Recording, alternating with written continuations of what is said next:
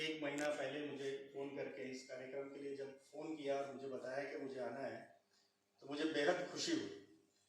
उसका कारण सर ने बताया कि मैं प्रहलाद राय दालमिया कॉलेज से पढ़ा हूँ। सर ट्रस्टी रह चुके हैं, तो उस कॉलेज से जुड़े किसी व्यक्ति द्वारा आमंत्रित करना, उस प्रांगण में एक अतिथि के तौर पर आकर कार्यक्रम में हिस्सा लेना मेरे लिए बहुत गर्व की बात है। कन्हैया लाल जी का और विशेष तौर पर श्रीकांत दालमिया जी का मैं आभार बहुत से कारणों के लिए व्यक्त करना चाहता हूँ। अभी 3-4 दिन पहले दालमिया जी ने फ़ोन किया और उन्होंने मुझे कार्यक्रम के बारे में पूरी विस्तृत जानकारी दी कि कार्यक्रम कैसा है, क्या होगा। आप सब परिवार सपत्नी उपस्थित रहिएगा, भोजन का लाभ भी उठाइएगा। आज सुबह घर से निकलते वक्त मैंने अपनी पत्नी श्री से बताया कि हमको शाम को कार्यक्रम में जाना है, साहित्य सम्मेलन है।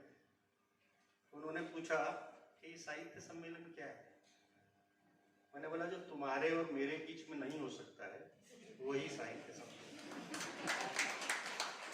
तो बोली छोड़िए, आपका साहित्य आपके पास रखिए, मुझे अपना स्वहित समझ में आ रहा है। बोला क्या?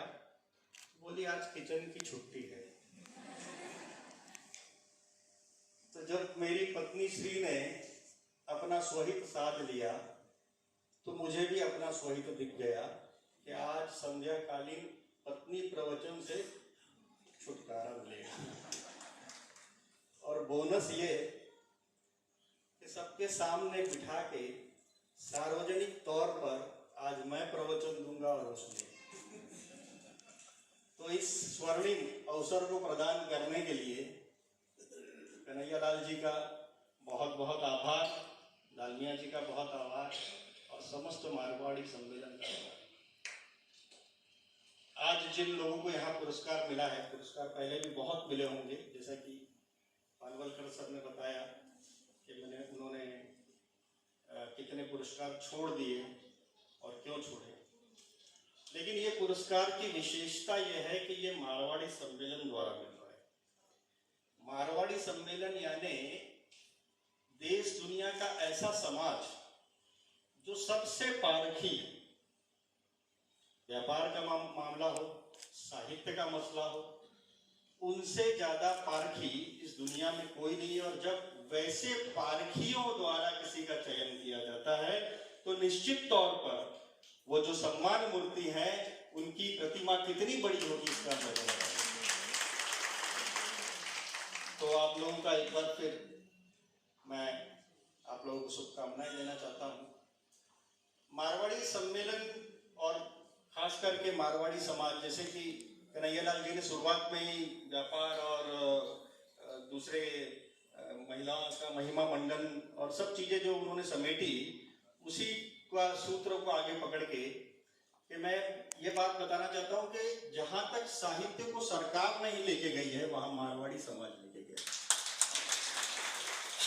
मराठी में कहा भी जाता है कि साहित्य के कई अर्थ है। मारवाड़ी महाराष्ट्र में हम लोग रहते हैं, मारवाड़ी महाराष्ट्रियन में कहते हैं कि भाई तुझा साहित्य घे, चल माझा बरोबर। तो साहित्य का मतलब सामान भी होता है। तो जहाँ जहाँ कोने देश के, दुनिया के कोने में जहाँ पर साजो सामान और साहित्य पहुँचाने का काम मारवाड़ी सम्मेलन ने किया है। एक कहावत भी है कि जहाँ न पहुँचे गाड़ी वहाँ पहुँचे मारवाड़ी। तो एक कहानी बचपन में हम लोग बहुत सुना करते थे, लकड़हारे की, और वो सोने की कुल्हाड़ी वाली, कि वो लकड़हारा किस तरह से उसकी कुल्हाड़ी गिर जाती है और भगवान आते हैं, उसको पहले सोने की चांदी की देते हैं। वो बोलता है नहीं, ये मेरी नहीं है, मेरी तो लोहे की ही है। और भगवान उस पर खुश हो जाते हैं और उसको सब कुछ दे देते हैं, सोने की भी चांदी की।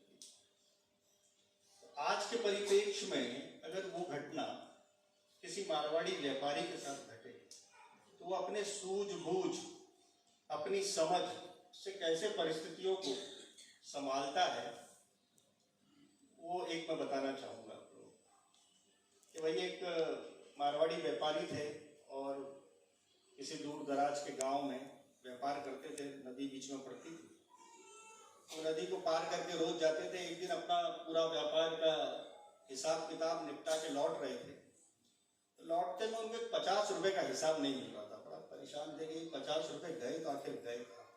सोचते सोचते वो नदी पार करते करते अचानक जब नदी पे पहुंचे तब उनको याद आया कि अरे आज मैंने सुबह मेरे ही सामान में से 50 रुपए का पेन निकाला था और मैं खुद इस्तेमाल कर रहा हूँ, उसी का हिसाब नहीं बैठा था। मैं तुरंत अपना बही खाता निकाला और वहीं पर अपना हिसाब लिखने बैठ गए। लिखते बैठे ही थे कि वो पेन हाथ से उसका ढक्कन छिटका और पानी में डूब। अब वो परेशान हो गए, बोले सुबह से जिस चीज के लिए मैं परेशान था, जो जिसका हल मिला वो हल चला गया पानी में। परेशान थे, तो वरुण देव आए, तुरंत पानी में लहरें उठी और वरुण देव आए, भैया क्यों परेशान है, पूछा। तो बोले मेरा ये बस दिन भर की समस्या थी और ये तो इधर पानी में गिर गया इसका ढक्कन। तो बोले कोई बात नहीं, हो गए और एक हीरे जड़ित ढक्कन ले आए पेन का। अब वो व्यापारी तुरंत वो लकड़हारे वाली कहानी याद आ गई। बोला ये तो लफड़ा है, अगर इधर मैंने कुछ लालच कर दिया तो उसने बोला भाई ये मेरा नहीं है, देखिए मेरा पेन तो अलग है और ये तो हीरे जड़ित इसका ढक्कन है, ये तो मेरा हो ही नहीं सकता है। भगवान फिर पानी में डूब, फिर निकले, फिर सोने का ले आए। मारवाड़ी ने बताया, बोला भैया ये भी मेरा नहीं है। आखिर में भगवान फिर तीसरा जो उसका ओरिजिनल पेन का ढक्कन था वो लेके आ गए। उसने बोला हाँ भाई यही मेरा है। भगवान प्रसन्न हो गए। कहानी के अनुसार उन्होंने दोनों हीरे और सोने के दोनों ढक्कन उनको दे दिए। अब व्यापारी बड़ा खुश होके बोला आज घर पे जाऊंगा। अब देखिए यहाँ भी पत्नी आ गई, जैसा आपने बताया था, उनके बिना कुछ अधूरा है सब काम काज। तो घर पे पहुंचे, सोचे कि वो लकड़हारे की पत्नी तो बड़ी खुश हुई थी, मेरी भी आज बड़ी खुश होगी। घर पे गए तो पिक्चर दूसरी, बड़ी नाराज हुई। बोली आप झूठ बोल रहे हो, इतना समय आपने लगाया, आप कहीं गए होंगे, आपने जुआ सट्टा कुछ खेला होगा। तो बोले नहीं नहीं ऐसी ऐसी कहानी है, भगवान ने दिया है। बोले भगवान ने दिया तो खाली ढक्कन ही दिया है, पूरा पेन नहीं दिया भगवान ने। अगर भगवान देते तो पेन भी देते आपको। बोले नहीं मैं मान ही नहीं सकती हूँ, आप झूठ बोल रहे हो। तो बोले अच्छा आपको ऐसा लग रहा है, तो चलो मेरे साथ में तुमको मौका वारदात पे ले जाती हूँ। तो पति उनको पत्नी को मौका वारदात पे ले गया और उसने वहां पर पूरा घटनाक्रम बताया। अब पत्नी किसी जांच अधिकारी की तरह चहलकदमी करते हुए सब कड़ियों को सूत्रों को जोड़ रही थी। अब वो जोड़ते जोड़ते उसने भगवान को बड़ा बुलाया, भगवान तो आए नहीं कि भाई आज भगवान को मिला दूं। पति ने सोचा कि भगवान को मिला दूंगा, इनसे वरुण देव से तो मेरी शंका खत्म हो जाएगी। अब वो पत्नी जोड़ते जोड़ते सूत्र जोड़ रही थी, उसका पैर फिसला और पानी में डूब। अब पति सोचे व्यापारी कि भाई मैं तो एक समस्या पेन की सुलझाने आया था, या तो पत्नी की हद से अब बड़ी समस्या हो गई। तो वो परेशान बड़ा व्यथित था। इतने भगवान फिर आए। तो बोले यार भगवान इतनी देर से आपको बुला रहा था, तब आप आए नहीं, जब वो चली गई तब आप चले आए। तो भगवान ने बोला समस्या क्या है? तो बोले पत्नी चली गई। तो बोले अभी निकाल के बताओ। गए पानी में डूब आए, प्रियंका चोपड़ा को ले आए। अब व्यापारी ने सोचा कि कहानी के अनुसार अगर मैं चलूंगा तब तो बड़ा फर्क है। बोले यही मेरी पत्नी है। अब भगवान को आया बड़ा गुस्सा। बोले अच्छा तू झूठ बोलता है? तो बोले देखिए महाराज मुझे माफ करिएगा, लेकिन आपकी न्याय व्यवस्था जो है उसी में खोट है। अगर मैं बोल दूं नहीं बोलता तो आप कैटरीना कैफ को ले आते, फिर मेरी पत्नी ले आते, फिर बोलते तीनों लेके जाओ। अब इस महंगाई के जमाने में एक पत्नी के नाज और नखरे तो सहन होते नहीं, तीन के कौन करे। तो ये कहने का तात्पर्य ये है कि एक मारवाड़ी किस तरीके से, मारवाड़ी समाज का व्यक्ति किस तरीके से चीजों को परखता है, उसके अनुरूप कार्य करता है और उसके समझ, उसके सामर्थ्य से वो किस तरह साहित्य की सेवा करता है, इसका एक उत्तम उदाहरण है आज ये यहाँ का पुरस्कार समारोह। साहित्य, जैसे स्वहित की तो बात हो गई, साहित्य का मेरे नजरिए से जो अर्थ है वो है सहहित, सभी का।